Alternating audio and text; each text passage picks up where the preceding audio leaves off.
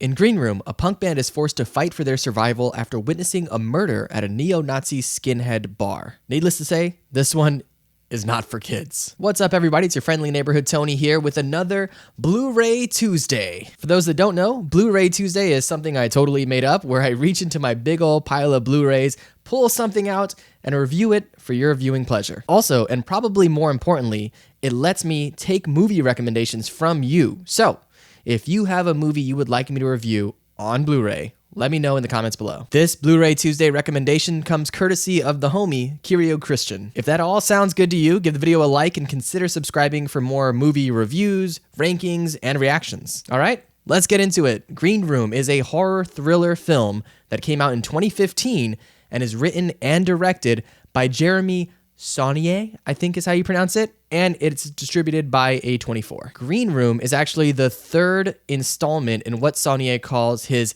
inept protagonist trilogy, or he's also referred to it as his Cluster F trilogy, basically a series of movies in which everything goes wrong. Prior to Green Room, Saulnier wrote and directed the films Murder Party and Blue Ruin, both of which received almost unanimous critical acclaim. Green Room stars the tragically late Anton Yelchin, who you might remember from playing Chekhov in the J.J. Abrams Star Trek movies. He's the male lead of the movie and the bassist for the band that the film follows. Alongside Yelchin is Imogen Poots, who I remember from 28 Weeks Later, when she was much younger, but she's since been in a ton of other movies and TV shows. You also have Callum Turner as the lead singer of the band. You might recognize him as Newt Scamander's older brother in the Fantastic Beasts movies. And then, of course, as the big bad of the movie is one Sir Patrick Stewart. One of the things I really appreciated about this movie is the way that they set up all of the main characters. From the very beginning of the movie, you see that they are,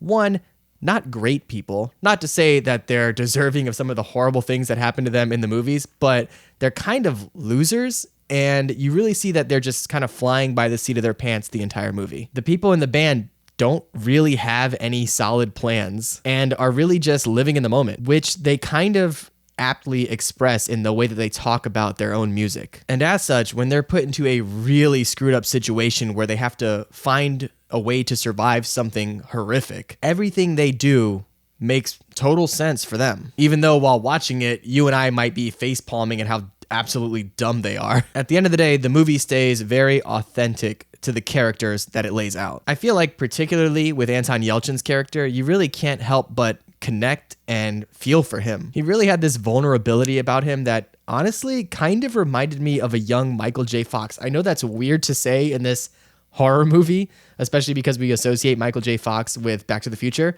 But yeah, there was something about it that just really made you feel for him and feel like he was vulnerable. Really, all of the casting was very well done in this movie, and all of the characters, including the bad guys, were really well written. Also, I adore Patrick Stewart, and it's really cool to see him playing this super dark and evil, but also very calculated character. I feel like we always see him as a good guy or like a wise leader, and he is, in a way, a leader in this movie, but just of an organization that is absolutely horrific. That being said, his character does do a few things in the movie that I felt like just didn't make a lot of sense for him. And by him, I mean the character. You see, we're supposed to believe that he's totally in control and intelligent, has been there, done that, knows what he's doing.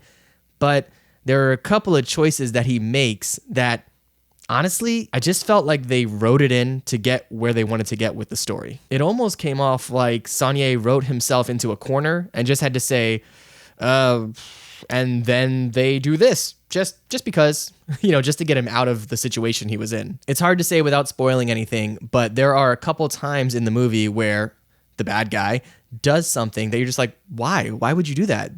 That's just going to get yourself into trouble. Those couple of little hiccups aside, though, the movie was actually really incredible. The acting, the directing, the cinematography, and the sound design were all pretty much perfect. And being about an hour and a half in length, you really get everything that you want without a lot of fluff. All right, so before we get into the Blu-ray specs and the special features that come with it, if you are enjoying this video, please consider subscribing to the channel. We just hit 200 subscribers, and It couldn't have been done without each and every one of you. I mean, that's just math. That's how numbers work. If you're not sure you want to subscribe just yet, that's totally cool. I get it. If you could just leave a like on the video while you're here, I'd appreciate that too. All right, let's get into the disc. As you can see here, I've got Green Room on Blu-ray, not on 4K, which, you know, I always prefer if I can get it on 4K. Although it's just a Blu-ray disc, the picture quality of the Blu-ray is actually pretty stunning. The movie does tend to lean towards, I feel, a more muted color palette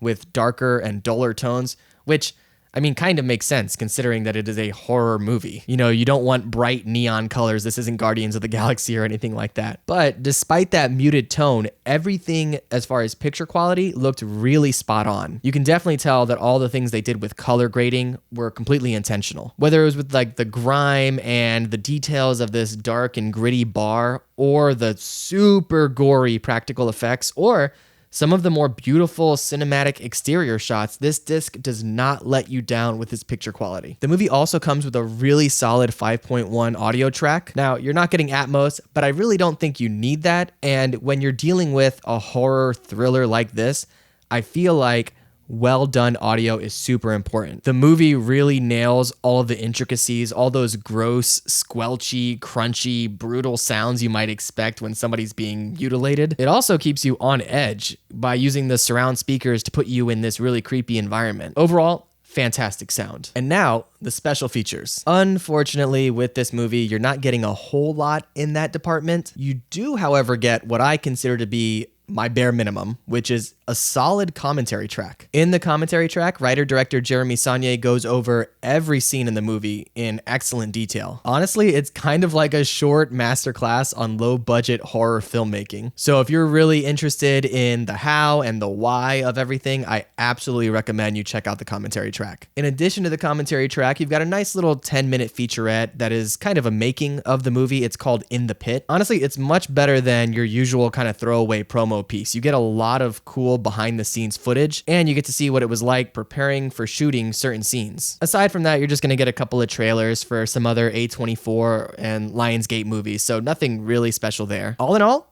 I really enjoyed this movie, and I want you to know that's coming from somebody who isn't really that big of a horror fan. Green Room is suspenseful and gruesome and flawlessly paced. I was able to pick up the Blu-ray for less than $10, so at that price, I'd say it's definitely worth a purchase. But, of course, these are just my thoughts and opinions. Let me know your thoughts in the comments below. Have you seen Green Room? What'd you think? Otherwise, I'll ask this.